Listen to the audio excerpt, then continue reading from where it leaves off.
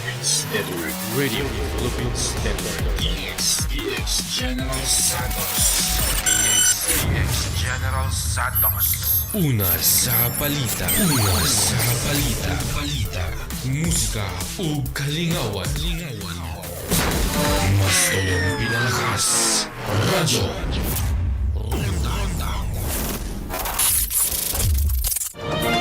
This is CNN Philippines.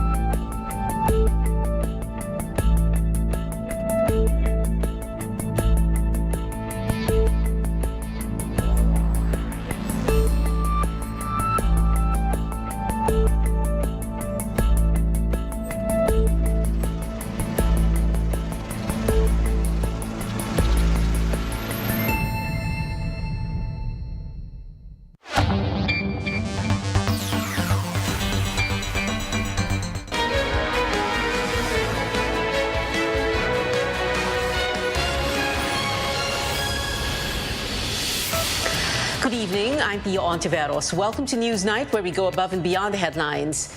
45 days before the Filipino votes, thousands of local candidates nationwide hit the campaign trail, with hundreds of them running unopposed. A big boost to tourism amid the COVID-19 pandemic. Beginning next month, the country will allow all fully vaccinated foreign nationals in, even without an entry exemption document. And we take you to a mansion known as the Villa Bridgerton, as some of the stars of the hit Netflix series tell us what fans can expect in the new season.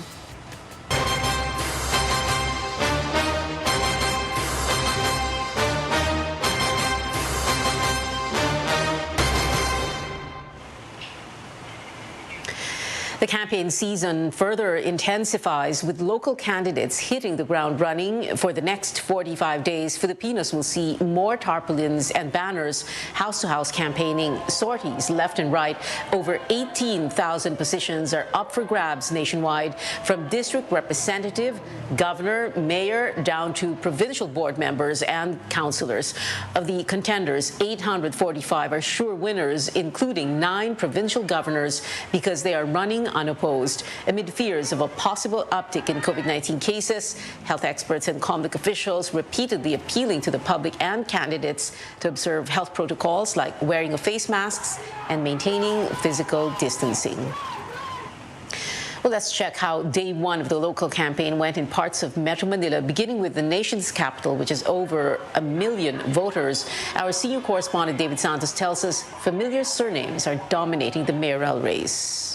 Incumbent Vice Mayor Hani Lacuna kicks off her campaign to take over the Manila City Hall while coming under heavy political attack from her rivals. Lacuna has been the target of negative campaigning, from allegations of funds misuse to questionable government deals. She says she will let the accomplishments of her administration with Mayor Isko Moreno speak for itself. Hindi ba ho sila napapagod? Dapat ho sana magtuon na lang sila kung ano ang pwede nilang gawin para sa mga batang Maynila. Hindi po yung pabalik-balik na lang, paulit-ulit na lang po, same issues, paulit-ulit na rin po namin sinasagot yun. Like Lacuna, most of the candidates for Manila's next chief executive are political scions. Her closest rival, Amado Bagatsing, is the son of 5-time Manila Mayor Ramon Bagatsing. Alex Lopez, the son of 2-termer Mayor Mel Lopez, and Christy Lim, the daughter of Mayor Fred Lim, who also served for 2 terms. There are two other mayoral candidates, Onofre Abad and former police officer Elmer Hamias. Both Lacuna and Lim are hoping to be elected as Manila's first ever female mayor since this position became an elective post in the 1950s. Kailangan na ng taong bayan, ng mamamayan ng lungsod ng Maynila ang haplos ng isang ina, ang pagkalinga at tamang pag-aaruga sa kanila. Well, better basic social services like health, education, and housing, as well as poverty alleviation in the context of the pandemic recovery, remain among the biggest concerns of voters we spoke to here in Manila. Some could not hide their frustration. 71-year-old food vendor Leticia Yap says she has lived through many Manila mayors, but nothing seems to have changed. Yung mga sinabi nila, tuparin lang nila. And since we're still in pandemic, candidates say they'll resort to hybrid campaign strategies, meaning a mix of in-person and online caucuses. David Santos, CNN Philippines. Heading now to the largest city in the capital region, the battle for vote-rich Quezon City heats up with the top two contenders taking swipes at each other. Our Tristan Odalo reports. Quezon City Mayor Joy Belmonte admits that she's in for a challenging campaign because she's seeking the voters' nod and at the same time fighting misinformation and disinformation against her. In her proclamation rally at the Quezon City Memorial Circle, Belmonte highlights the city's COVID-19 response and assistance to livelihood during the pandemic. Belmonte was joined by her running mate, Vice Mayor Gian Soto, actors Arjo Atayde, who's vying for a QC representative post, and Congressman Alfred Vargas, who is running for councilor, also joined Belmonte's rally. Without naming names, the city mayor did not mince words over her political opponent. Huwag kayong mag-alala. Hindi tayo mamumudmod ng gamot na hindi pa aprobado at para sa alaga nating hayop. Yung iba dyan, mas inuna ang pagpapasara sa ABS-CBN. Yan may resibo. Yan ang ipaliwanag mo sa mga tao na habang nasa gitna tayo ng krisis, libo-libong pamilya ang nagtiis at natiis mong mawalan ng trabaho. Mayoral candidate Mike Defensor meantime says it would be better for him and Belmonte to settle their issues through a debate. Defensor also adds that he is standing by for the things he had done, including the ivermectin distribution and his vote against the TV network's franchise. Pasalamat siya, kumilos pa kami. At marami pa rin kumilos na mga doktor, mga negosyante na nagtulong-tulong sa Quezon City. Ang trabahong yun, ginawa ko out of duty, yung sense of duty as congressman na merong application for a franchise. Dapat hindi balat sibuya si Mayor Joy dyan, and in fact dapat sagutin yung mga issue, legitimate issues, hindi fake news. Defensor is being supported by the Uniteam while Belmonte is being backed by PDP Laban. There are 9 mayoral candidates in the city's top posts. Meantime, Quezon City is the largest city in Metro Manila with over 1.4 million voters and assets worth over 400 billion pesos. Tristan Odalo, CNN Philippines. In Pasig City, it is a one-on-one race between the incumbent mayor Vico Soto and his vice mayor Io Bernardo. The two kicked off their campaigns amid a cyber libel complaint. Amor Santos tells us more. Re-electionist Mayor Vico Soto was warmly welcomed by supporters as he kicks off his campaign here at the Pasig Mega Market this morning. On the other hand, his rival Vice Mayor Io Bernardo began his day with the house-to-house tour. Soto arrived with his mother, veteran actress Connie Reyes. His father, comedian Vic Soto, charmed the crowd as he introduced the young mayor. It was a star-studded event. In Soto's Giting ng Pasig slate, 2 candidates for councilor are showbiz personalities, actress Angelo De Leon and former TV host Kiko Rustia. Soto's running mate is former Pasig Representative Dodot Jaworski, who was introduced by his wife, Mikey Cojuangco. Re-electionist Congressman Roman Romulo was also with his wife, Shalani Soledad. Soto said much has changed in the city since he launched his anti-corruption crusade, but added it's just the beginning. Ang binasag natin na sindikato, binasag natin na korupsyon ay nasa 1 billion pesos per year. Hindi po siguro nakakagulat kung ba't maraming nagagalit sa akin ngayon. Meanwhile, after visiting residents in Barangay Kapasigan, Bernardo admitted in an interview that it's an uphill battle challenging the incumbent mayor who's not only from a well-known family, but is also popular on social media. He says his strategy is to reach out to Pasigueños himself. With regards po doon po sa dati pong administration, ma'am, sabihin na po natin, ma'am, na meron pong positive, meron sabihin na rin po ng iba na meron pong negative. Ino-offer ko lang ang aking sarili dahil sa pananaw ko, ma'am, kailangan talagang maramdaman ng mga Pasigueño yung pong 13.6 to 13.7 billion budget ng lungsod ng Pasig. Bernardo says the cyber libel complaint he filed against Soto will be heard in April. The officials engaged in a word war after Bernardo called out the allegedly slow distribution of social aid in the city.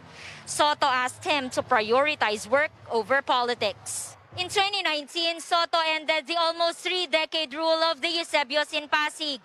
Bernardo, meanwhile, was unopposed as running mate of then-Mayor Bobby Eusebio. Amor Santos, CNN Philippines. It was a colorful start to the campaign season in Cebu. Re-electionist Governor Gwen Garcia held a mass and a motorcade in the southern towns of Cebu's 7th district. Some senatorial bets are expected to join her tonight. Garcia's rival, former Tourism Secretary Ace Durano, held a caravan in portions of Cebu's 5th district. He capped things off with a proclamation rally in Danao City. Candidates for Cebu City Mayor also rallying their supporters through early morning masses and parades. They include incumbent Mayor Michael Rama, who is endorsing Bongbong Marcos, former Cebu City Councilor Margot Osmeña, who is supporting Leni Robredo, and newcomer City Councilor Dave Tumulak, who has yet to back a presidential candidate. Over in Bicol, the Makabayan Coalition held a caravan in a bid to win votes for the candidates and party lists the alliance is supporting. These include Robredo and her running mate Kiko Pangilinan. The coalition, which consists of Bayan Muna, Anak Pawis, Kabataan, Gabriela, and ACT Teachers party list, will bring their caravan to Quezon Province after their Bicol tour. The Commission on Elections, meanwhile, vows to press charges against violators of safety protocols as local bets marked day one of their campaign today. Commissioner George Garcia says campaign crowds appear manageable so far, but he appeals to candidates and political parties to comply with minimum health standards. Rules prohibit hugs, kisses, handshakes, and taking selfies with supporters in face-to-face events. A day after the surprise turn of events involving Senator Ping Lacson's presidential bid, he claims Partido Reforma President Pantaleon Alvarez withdrew his support over campaign funds. Alvarez yesterday dropped Lacson as his presidential bet and instead endorsed Vice President Leni Robredo's candidacy. The former House Speaker said Lacson has slim chances of winning based on recent surveys, while Robredo is gaining traction against Bongbong Marcos. In a statement, Lacson said, quote, "Time to call a spade a spade." He says it was more about the 800 million pesos Alvarez's chief of staff was asking from him for local candidates, an amount he said he could not produce. Alvarez, however, says it was his duty to inform Lacson about the costs needed for the campaign as party president. Robredo's spokesperson Barry Gutierrez also says the campaign thrives on initiative and volunteerism. He insists they do not have 800 million pesos to give away to anyone, while Partido Reforma Chairman Emeritus and founder Renato de Villa respects Alvarez's decision to jump ship and support Robredo. He says he too was surprised by the move, but he vows to continue to support Lacson.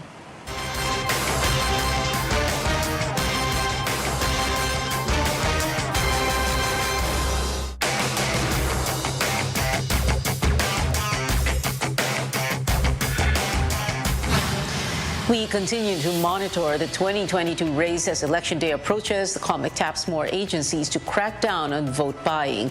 And while poll officials gear up for an election amid the pandemic, the country also prepares to reopen to vaccinate foreigners next month.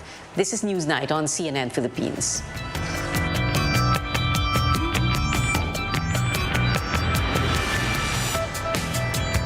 Araw-araw, palakasin ang resistensya. Ano man ang dumating, mag-Diabetasol. May vitamins pamparesistensya at VitaDigest pang-manage ng blood sugar at gutom. Kaya't huwag mag-diabetes. Mag-Diabetasol. Just a quick southeast drive from Manila.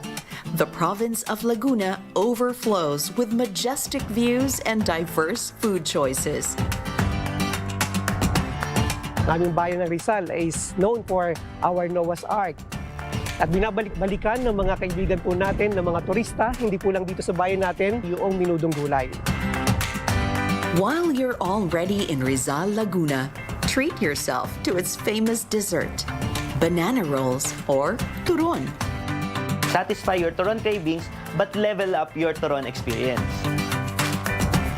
Sikat talaga dito sa San Pablo ang ubi. Kasi dinadayo na ito ng marami ng mga taga-ibang lugar.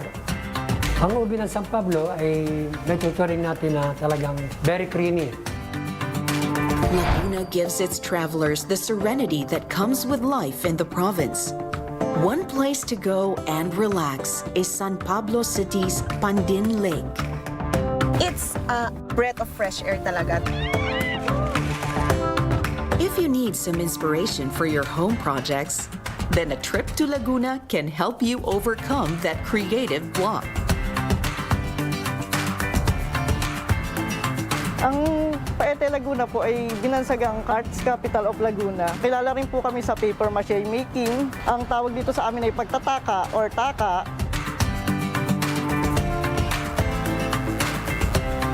Magandang daan po, nakakatulong po. Pag marami siyempre pumunta dito, makakapamili sila pag may nagustuhan sila. At mas mabilis din para sa ating mga turista na makapunta o easy access dito sa ating bayan.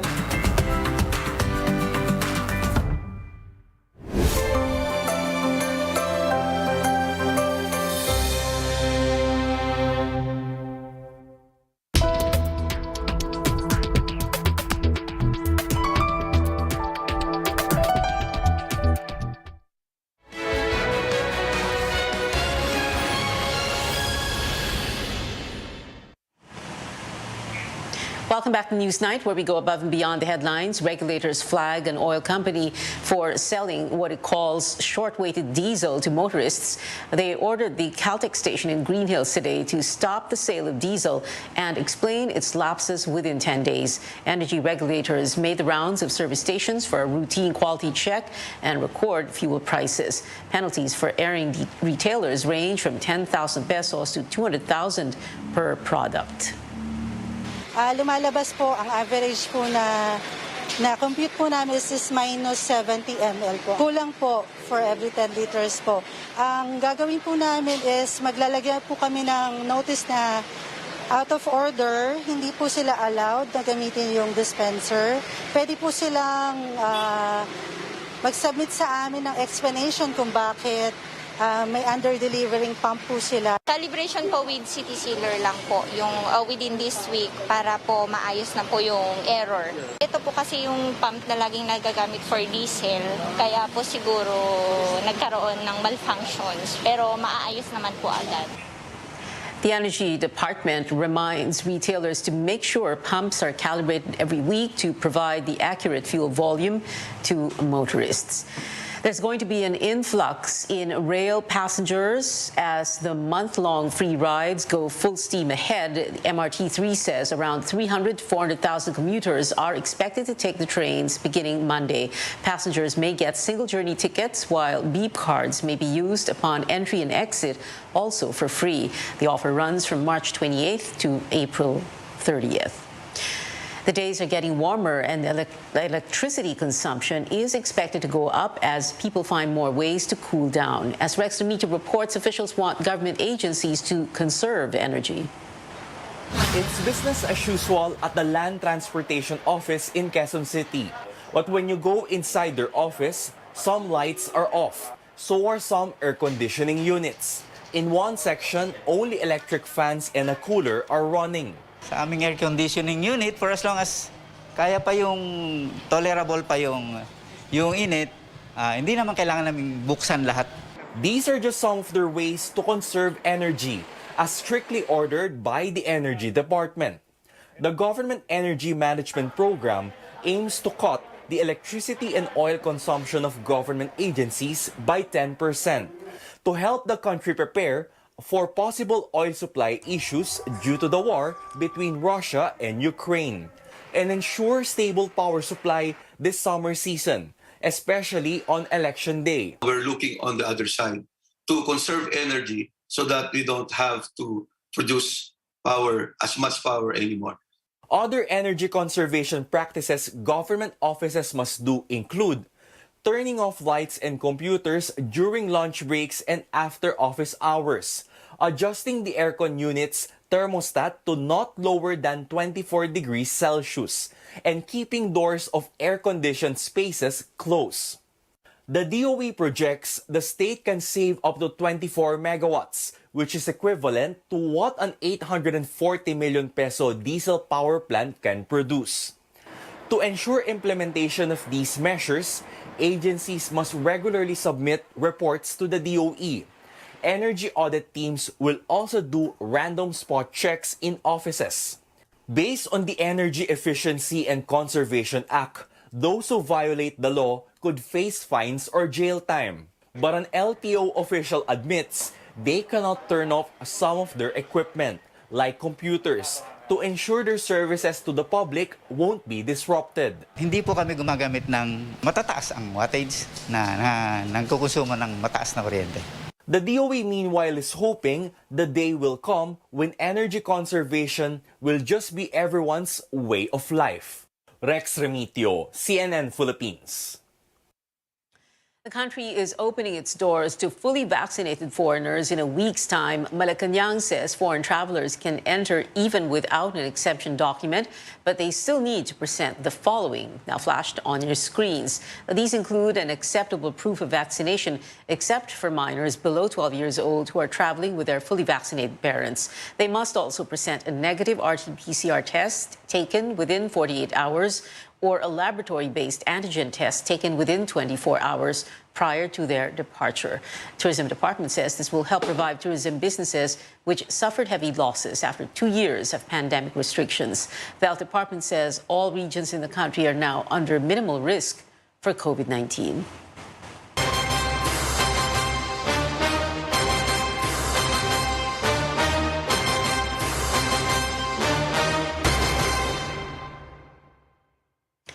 COMELEC intensifies its crackdown against vote buying 45 days before the May 9 polls. Commissioner George Garcia says the poll body will convene Task Force Contra Bigay next week with the Justice and Interior Department's Presidential Anti-Corruption Commission, the NBI, and the police and military. The task force will look into vote buying complaints and by its own initiative. Now, as the campaign season further heats up, Manila Mayor Isko Moreno scoffs at suggestions that he, as well as Senators Ping Lacson and Manny Pacquiao, should withdraw from the presidential race. The suggestions supposedly made by supporters of Vice President Leni Robredo in a bid to boost her candidacy. Sila lang ba may monopolya ng kaalaman sa paglilingkod sa bayan? Good luck. Robredo says her campaign is gaining ground as more volunteers get involved, and she denied allegations she pays people to attend her sorties. Yung mga rallies namin, ibang-iba siya compared to all the other elections. Kasi ngayon, lahat siya volunteer-driven. Yung mga rallies namin on the ground, lahat volunteers yung nag-aasikaso. So maraming mga lugar na walang local officials na kabahagi ng preparations. Pero each and every time na bumababa kami, grabe talaga yung, hindi lang yung number ng tao, pero yung energy ng kampanya. And ito yung nakakabigay ng kasiyahan and nakakawala talaga siya ng pagod. Faisal Mangundato is unfazed by his low survey ranking. He got a score of 0.4 in the latest Pulse Asia voter preference survey. Mangundato points out President Duterte was also a survey laggard during the early months of the 2016 campaign. Makakahabol pa tayo. Maraming mga kababayan kong mga kapatid na mga Muslim na marami sila hindi lang sa farm, kundi pati sa lahat ng probinsya ng Pilipinas, ay marami kaming conversation pagtawag sa akin na sila ay sumusuporta sa kapatid nilang Muslim. Presidential candidates gather again on one stage for tonight's election forum organized by the Catholic Bishops' Conference of the Philippines and Jesuit Communications. Moderated by Rico Hizon and Bernadette Sembrano, Usapang Halalan aims to dig deep into the candidates' positions and convictions on issues where politics and religion intersect. The forum begins at 6 this evening and is being live streamed on our official YouTube channel. It'll be broadcast later at 10 p.m. here on CNN Philippines.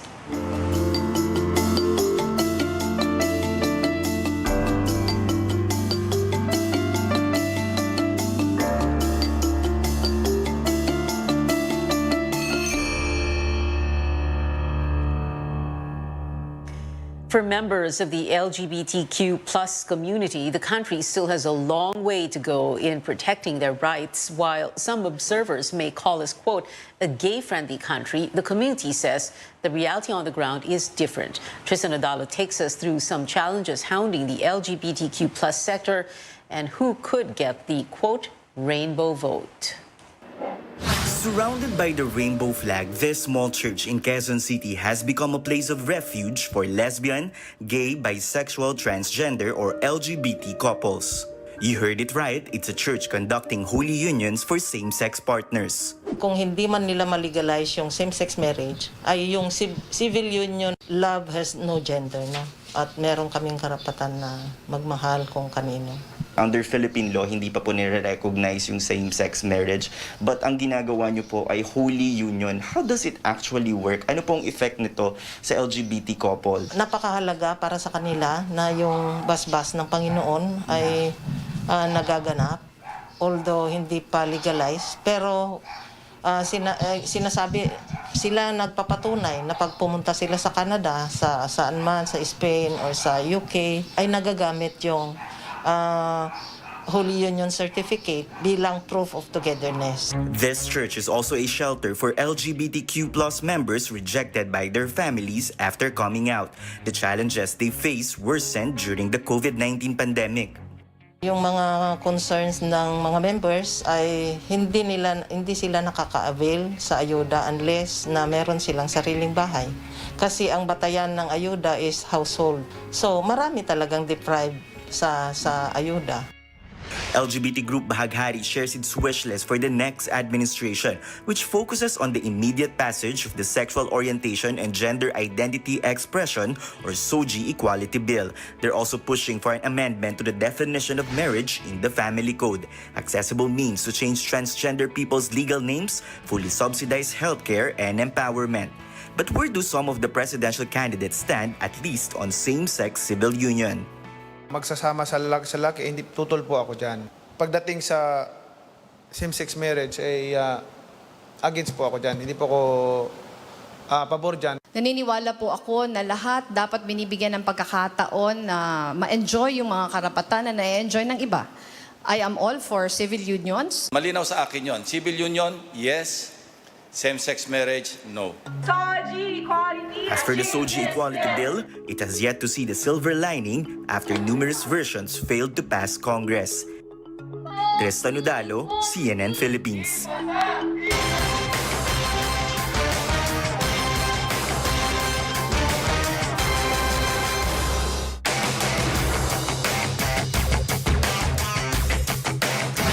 Up next on Newsnight, details on the newly released second season of Bridgerton from the cast themselves. Stay tuned to CNN Philippines.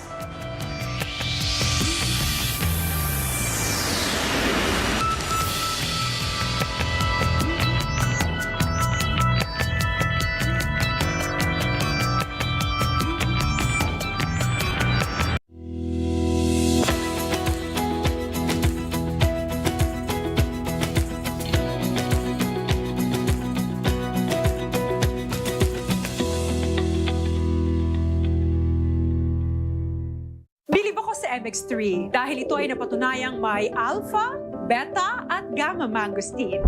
MX3 capsule helps avoid pain discomfort para iwas sakit. Tested and proven na low sodium, cholesterol-free, at fat-free. Dito ako sa tunay, natural at original. MX3. Mahalagang paalala, ang MX3 capsule ay hindi gamot at hindi dapat gamiting panggamot sa anumang uri ng sakit.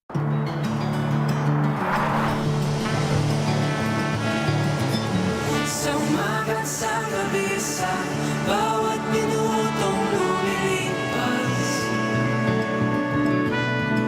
hinahanap-hanap kita,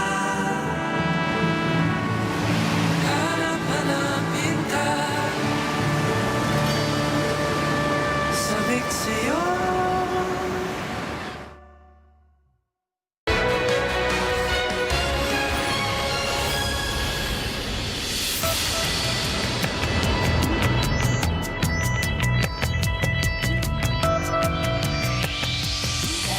Welcome back to CNN Philippines. In entertainment, apart from romance, a diverse cast and scandals set in the British Regency era, gossip also plays a huge role in the plot of hit Netflix series Bridgerton.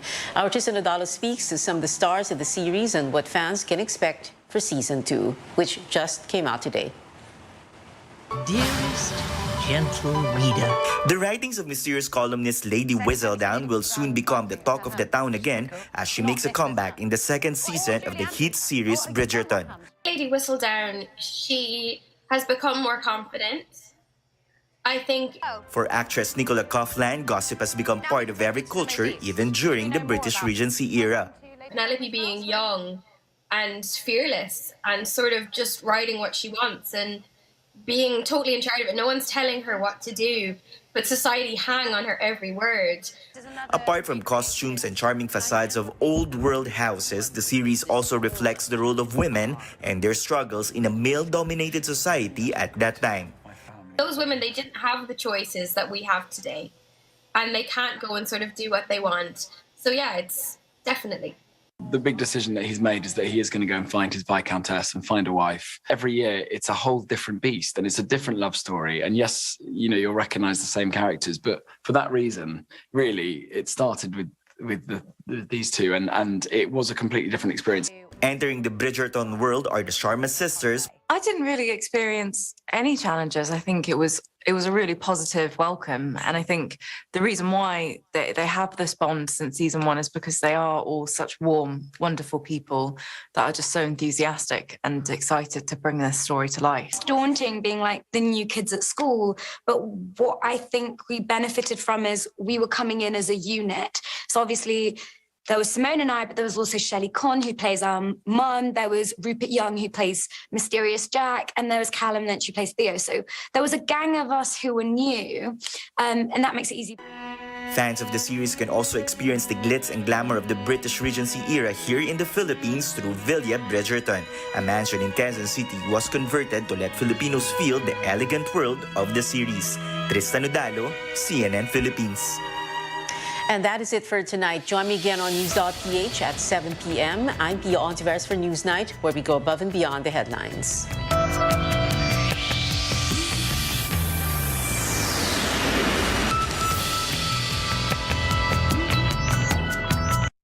This program is brought to you by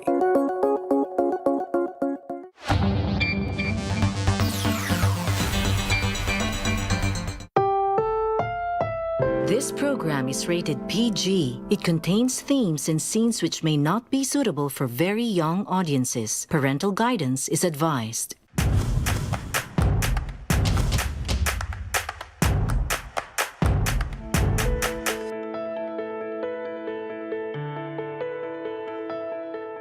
The COVID-19 pandemic has turned our attention to the immune system. It's our body's defense against potentially harmful bacteria, viruses, and other organisms that we may encounter every day. But what exactly is our immune system and how does it help guard our bodies? Today, we'll talk about the body's natural barrier and the role vaccines play in protecting us against diseases. I'm Dr. Freddy Gomez. Our goal here on the program is to help you better understand the care you need and deserve. You're watching MedTalk Health Talk on CNN Philippines.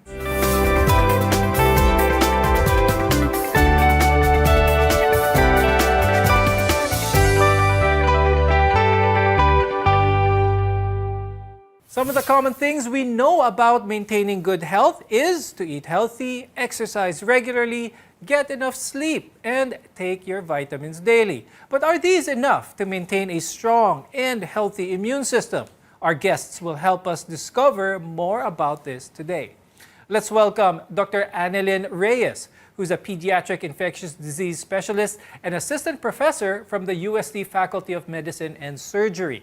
Also joining us is Dr. Fatima Joanna Santos Ocampo. She's a pediatric and adult immunology specialist from the Asian Hospital and Medical Center, as well as the Makati Medical Center. Due to the Omicron variant's transmissibility, it may seem like getting it is inevitable. And because of this, some people may want to take matters into their own hands by deliberately infecting themselves with COVID-19 just to get it over with. So, should you try to get infected? The short answer is, of course, no. Dr. Joni, please explain to us why.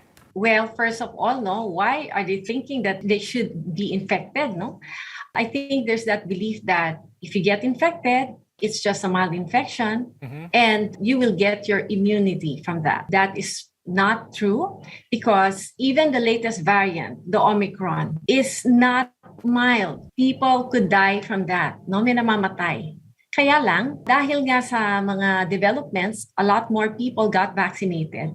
Actually, there's more evidence that because of the increasing vaccination, that actually makes the infection nowadays among those na nabakunahan milder. Okay, so the disease is not mild, but it's what we have done so far over the past 2 years that is helping us. Now, to understand immunity in general and immunity to COVID-19, we must first understand how a virus works. Dr. Yen, could you please tell us more about this? Immunity is our body's capacity to resist harmful organisms. There is this active immunity wherein our body itself produces the antibodies against the virus or the organisms itself.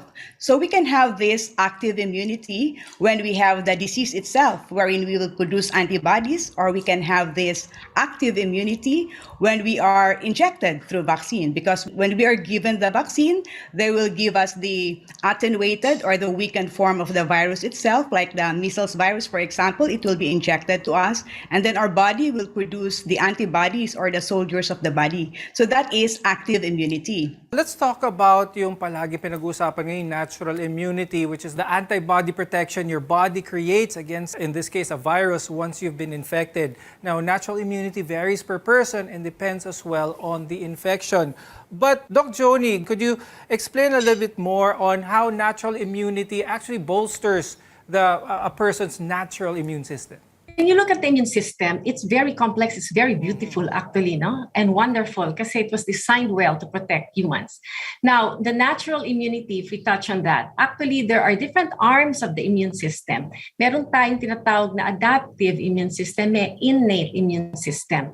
So part of that protection that we get, let's focus on the virus, actually both arms are working, and there are other parts of it that are also working. They help each other. Now, yung nakikita nating immunity na sinasabi natin sa antibodies, this is part of the adaptive immunity. Yan. So, tama, ang tendency if mataas ang antibodies natin, may assumption tayo na mataas rin yung neutralizing antibodies. Yan yung specific na antibodies na nagka-capture at nagpumapatay sa ating virus, Ang isang tao na nahawa with COVID-19, hindi siya bakunado, nahawa siya with COVID-19 at gumaling. She now has the antibodies for COVID-19. Kailangan pa ba niyang magpabakuna or should they be confident na hindi ko na kailangan ng vaccine or booster dahil gumaling na ako sa COVID-19? Like for example, ang tao, mahawa siya ng COVID. So naturally, as mentioned, the natural response natin, nag-produce siya ng antibodies. So meron siyang anti-COVID antibodies. However, studies have shown na yung anti-COVID antibodies niya wouldn't last long. Usually, ang ibang studies, mga 2 to 3 months lang. Although this coronavirus kasi it is called a novel virus, it is a new virus, so ongoing lahat ng mga studies. Pero yung mga latest studies niya, yung antibody protection mo with natural infection is even less than the antibody protection with vaccination. Although most people with COVID-19 get better within weeks, some may experience post-COVID symptoms. Post-COVID conditions are a wide range of new, returning, or ongoing health problems people can experience 4 or even more weeks after being infected. Even people who didn't have symptoms at first can have post-COVID symptoms. Dr. Yen, pag-usapan natin ng some symptoms na ito. What are some of the more common ones na nakikita ninyo? Yes, so maraming mga cases reported in journal na may mga long COVID. So it sometimes occur in 10 to 20% of persons who have the disease itself. So yung most common nila is yung persistent cough. So tumatagal yung cough nila. Sometimes it can occur more than 2 to 3 months. Or ang iba, loss of smell, loss of taste. Ang iba talaga, tumatagal yung loss of smell. Even doctors, they even complain that they have loss of smell for even 3 months. So usually, long COVID occurs within 3 months from the onset of illness, and it sometimes lasts for 2 months, and it cannot be explained with other diagnoses. So other symptoms ng lost COVID, meron silang forgetfulness, ang iba confusion, ang iba memory loss, ang iba loss of mental focus. Dr. Joni, can anyone develop long COVID, even young, healthy people? Well, long COVID, we're still studying that kasi yan yung mga symptoms that persist 3 months and more. So, nauna ang vaccinations, nauna, more exposed yung mga adults natin. So, we have seen a lot more COVID in the adults. So, there are more studies sa kanila, no? But yes, now we're seeing as as time went by, meron rin tayo nakikitang long COVID kahit na sa mga bata.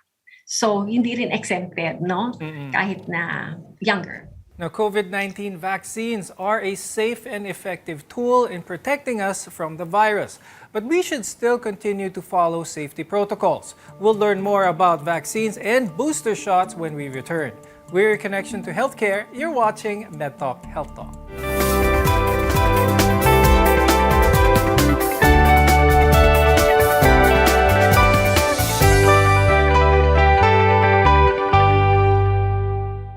The COVID-19 vaccine can prevent you from becoming seriously ill or dying due to the virus. But how do different types of vaccines work? I'm Dr. Freddy Gomez, and you're watching MedTalk Health Talk. We're together in health. The COVID-19 vaccine causes the immune system to create antibodies to fight off the virus. Dr. Joni, could you explain how our bodies fight illnesses? The immune system really is the main thing. Pag halimbawa, some reason na nakapasok, na inhale mo, katulad ng mga viruses na yan, coronavirus, na pumapasok sa loob ng ilong, sa mata, then you also have on the surface of the insides of mga orifices, yung mga may natural antibiotics tayo dyan, no? Part of our innate defense systems. Okay? And then, more than that, pagka deeper into the surface, kunyari sa ilong or sa lungs, meron rin tayo dyan yung mga cells natin. Andyan na magsisimula yung mga immune cells natin. So, dyan, ito na yung mga kung saan nadedetect yung mga viruses, ng tinatawag natin mga macrophages, tapos makikilala sila, tapos dadating yung pwede silang write off, pwede na silang makain ng macrophage, no? At ma-destroy. Or, yung macrophage pwedeng i-present sila dun sa ibang immune cells, no? Yung mga tinatawag nating T cells and B cells. Yun naman, pag napakita sila doon, madedetect sila ngayon ng mga cells na yon, uy, mga kalaban to.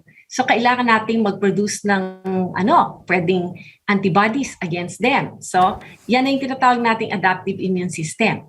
And then, nare-retain ngayon yan, may memory. So itong mga to, hindi lang papatayin nila at that time, but they also remember. So that if, let's say, nag-recover ka na, no, nabatay lahat yung virus, the next time na encounter mo siya uli, meron na nakahanda ng mga B cells ready to produce yung antibodies for that particular virus or bacteria. So that's how the immune system works. Iba-ibang layer siya. Now, the COVID-19 vaccines help our bodies develop immunity to the virus that causes COVID-19 without getting sick. Now, different types of vaccines work in different ways to offer protection. But with all the types of vaccines, the goal is for the body to remember how to fight off the virus in the future. Now, currently, there are different forms of the vaccine available for us here in the Philippines. Dr. Yen, during the earlier parts of the pandemic, the slogan was always the best vaccine is the one that is in front of you. Does that still hold today? Yes, it is still true. Because the best vaccine is still the one that is in your arm. There are 4 types of major COVID vaccines, and we also have that in the Philippines. So number 1, we have the mRNA vaccines, that is the genetically engineered vaccines, and it prompts our immune system to produce antibodies. So examples for that are the Pfizer and the Moderna vaccines. They are mRNA. Another vaccine that we have here is the viral vector vaccine. So this viral vector, they uses a virus or like the adenovirus, which is a carrier to bring the vaccine, to bring the antigen to the body. An example for this is the AstraZeneca. We have that here, the Sputnik and the Janssen and Johnson & Johnson. So we also have this inactivated vaccine, wherein the virus itself, the coronavirus, is inactivated or attenuated or slightly mutated. And then once they're inactivated, they are injected to our body, and our body will produce antibodies against that. So examples for that is the Sinovac or the Sinopharm. And then there are also protein vaccines wherein they just use protein subunits, and example for that is Novavax. Booster shots are now given at least 3 months after the second dose of a primary 2-dose vaccine, or at least 2 months after the primary single-dose vaccine is given. Dr. Yen, when it comes to booster shots, importante na ba ito? Kumbaga, kailangan ba ito? Because unfortunately, a lot of our kababayans forgo the booster shot, settling with just their primary series. Yes, it's very true that a booster shot is really needed. And in fact, I also had myself a booster shot because I realized it's important. So studies have shown that the COVID vaccine, so since I mentioned that COVID is novel and it is new, there are still new studies for that. However, they already released that studies that with your COVID vaccination, it is called the primary, you have your 2 shots. Like for example, when you have your Pfizer vaccine or AstraZeneca, you have your 2 shots already. So there are already studies that after 4 to 6 months, the antibodies already wane. So bumababa na yung antibodies natin. So we need the booster shot to increase again the antibodies. So that's why in the Philippines, we already avail of the booster shots to increase the antibodies and to protect ourselves more. Now, preventing COVID-19 is important, but preventing other diseases that affect people globally is just as vital. Vaccines help protect all of us from serious fatal illnesses. Dr. Jody, pag-usapan natin yun. Aside from this, what are some of the reasons why our viewers should get vaccinated for other diseases as well? Specific yung vaccines, remember, no? Talagang targeted yan. So, hindi pwede maiwan. Marami tayong mga diseases na importante na ma-protect tayong lahat, no? The ones na usual sa mga bata, tuloy pa rin yan. Hindi dapat makalimutan. So, one of the more common ones na pati sa adults, yung flu vaccine. Kasi nga, ang reason nga nagka-flu vaccine is for us to be protected from the deadly, serious, severe flu. That's why we do it. At nag-mutate yan, ano? So that's why every year, we use a different one. So that's why hindi siya one shot. You have to have it yearly. So hindi dapat maiwan yan. So lahat ng mga ibang illness, hindi naman nawala nung nagkaroon ng coronavirus, di ba? So nandyan pa rin sila. At saka pag nag-open up na tayo, God willing, we'll be walking again among other people, pwede na naman tayo mahawa. So hindi pwede wala tayong protection. So we still have to continue. And we do tell everyone to please have your regular vaccinations still. Getting vaccinated doesn't mean you won't get infected, but it significantly lowers the risk for severe illness as well as death. When we return, we'll talk about how to discern health misinformation or the infodemic. Your health is our mission. This is MedTalk Health Talk. We'll be right back.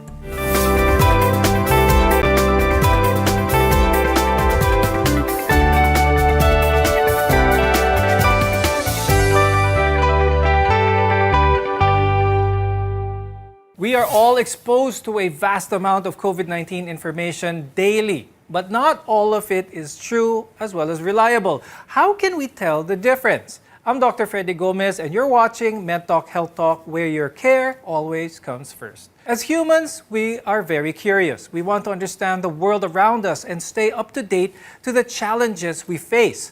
One of the ways we do this is by seeking out and sharing new information.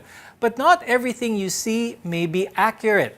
This is called the infodemic, a flood of information on the COVID-19 pandemic. Dr. Yen, can you give us some tips on how to identify misinformation?